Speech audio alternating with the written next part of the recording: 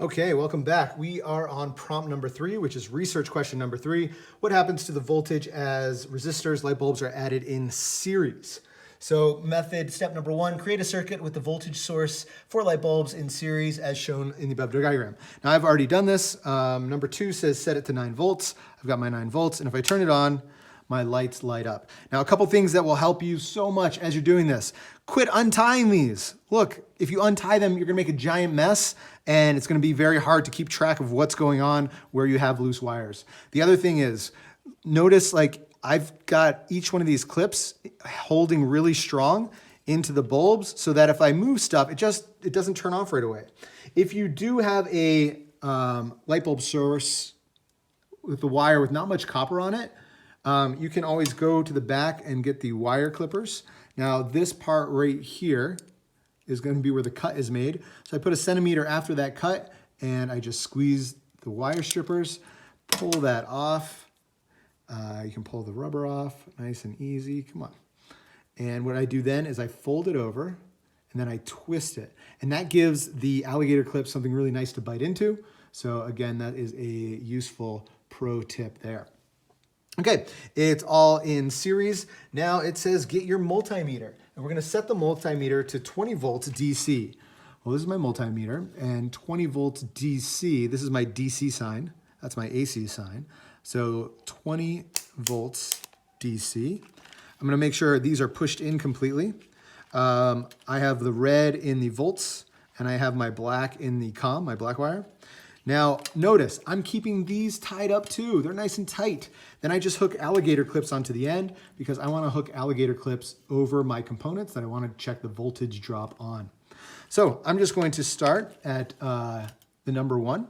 So let's see, it says step 4, measure the voltage drop across all of the light bulbs by connecting the multimeter to the wires coming out of the power supply.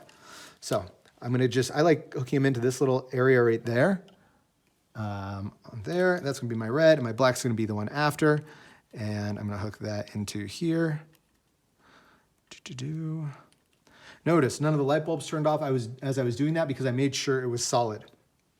Okay, so, oh, sorry, that's not the voltage drop over the whole thing.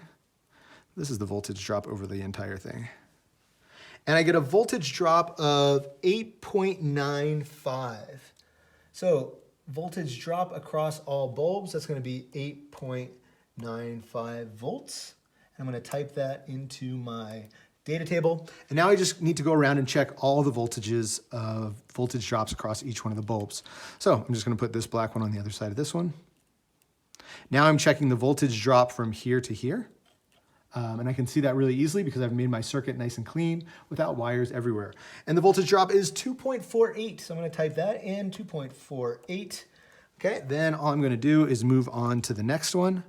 And I'm going to look at the voltage drop over this bulb.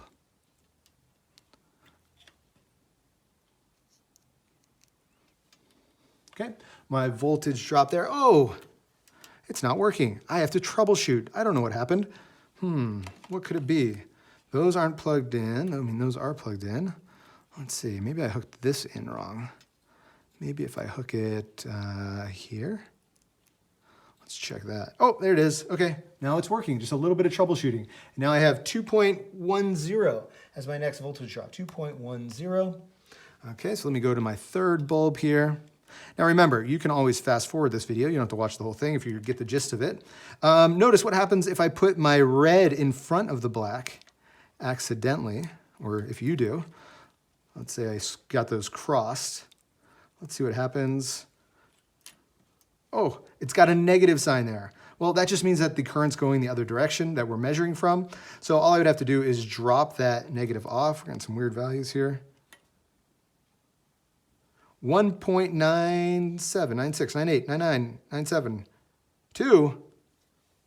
Let's see, so if I'm getting some weird, I might just move it around a little bit, see where I can, and since I'm switching it, might as well switch it back. So again, I'm still looking at the voltage drop over this third bulb.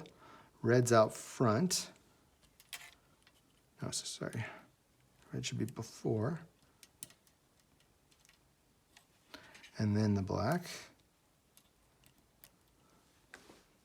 2.07. Ooh, I like that one.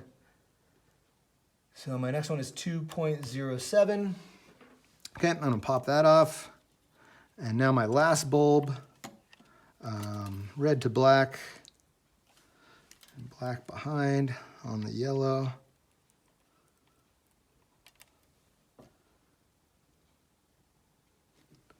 Let's see if I'm getting some weird movements around. It might not be. Wait till it gets a little bit more solid like that. If it's jumping around, try something new. Troubleshoot, problem solve.